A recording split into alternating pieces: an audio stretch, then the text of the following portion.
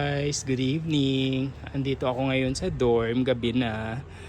Inantay ko talaga magabi para makita ko kung gaano kaliwanag yung dorm. Ito yung room number 1. Ito siya pag tinignan, no? Oh. Ito double deck to, hindi pa namin na set up kasi sobrang nakakapagod na. Sobrang liwanag naman siya, guys. Tapos ito yung room number 1. Yan. 3 meters by 3 meters. May kanya-kanyang aircon. Tapos may uning window. May exhaust fan. Kung nagtitipid kayo ng aircon, nagtitipid kayo ng kuryente, mag-exhaust fan kayo. Option, exhaust fan. Tapos, may may isang socket, tatluhan. Yan, 3 meters by 3 meters. Ang bawat room. Room number 1. Tapos may kanya-kanyang submeter. Yan, ayan yung mga aircon, guys, oh. Tapos ito, kaya may ganito siya, guys, kasi ito yung papatayan. Kaya pag hindi nakabayad, i-shutdown yan. Tapos ipapadlock, mapipilitan ka magbayad. Yan. Yan yung room number 2. Huwag na natin buksan kasi pare-parehas lang lahat yung sukat. Room number 3. Yan. Sara natin yung ano ng number 3. Tapos yung room number 4. May double deck na rin. Lahat yan may double deck. Good for 2 person yan, guys. Ayan, guys. Tingnan natin. Malawak siya, guys.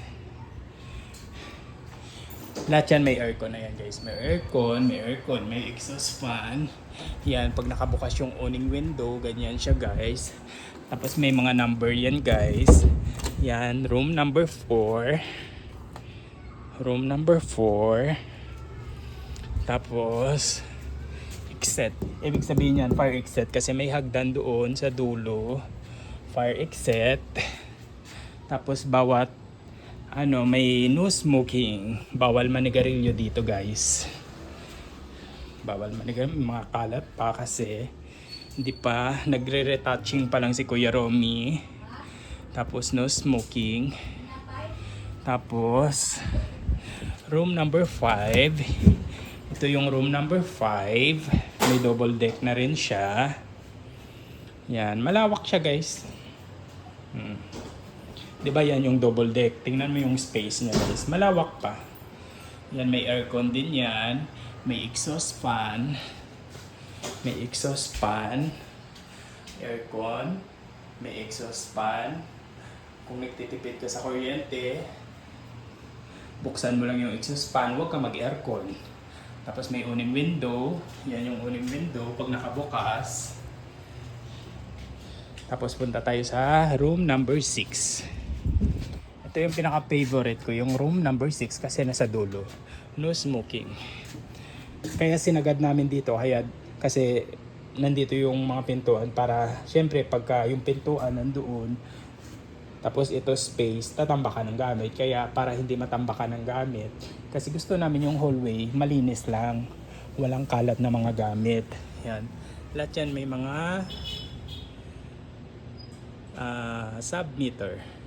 Naka-aircon yan lahat. Yan yung awning window. Pag nakasara yung awning window ganyan. Tapos may exhaust fan dyan. Room number 6. Tapos yan, hindi pa namin nilalagay yung foam. Linoleum lang muna yung ginamit namin, guys, kasi soon gagawin naming tiles or vinyl. Pero sa ngayon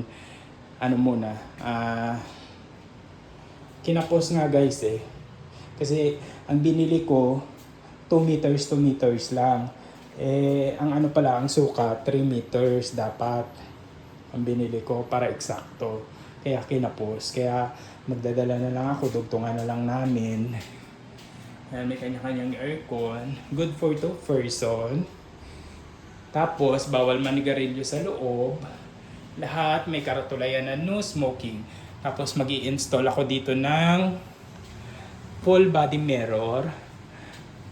Kasi ayokong nagbubuta sila dito sa wall. Kung paano nila nirentahan to, iiwan nila na walang damage yung unit. Tapos sa baba, nandun yung lobby area. Nandun yung bahay nila Kuya Romy sa baba.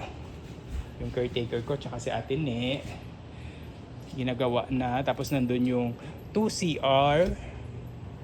At 3 toilet and bath. 1 shower only. Bali 4 lahat. Pero yung isa, pang shower lang siya. Yung 3, toilet and bath. Yan, good for 2. Hindi siya advisable for family. Pwede naman siya sa mag-asawa, couple, pero wala dapat anak. Yan. Tapos, free wifi kami. Free wifi. Tapos, may ang wifi namin sa baba lang. Kung aabot sa taas, edi okay lang din. Pero kung hindi aabot sa taas, bumaba ka sa sa baba kasi may dining area, may kitchen area, may living area.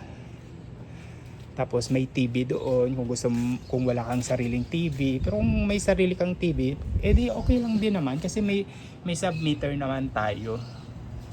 Choice mo 'yan. Yan. Ganyan siya, guys. Yan. Salamat, guys. Bye-bye.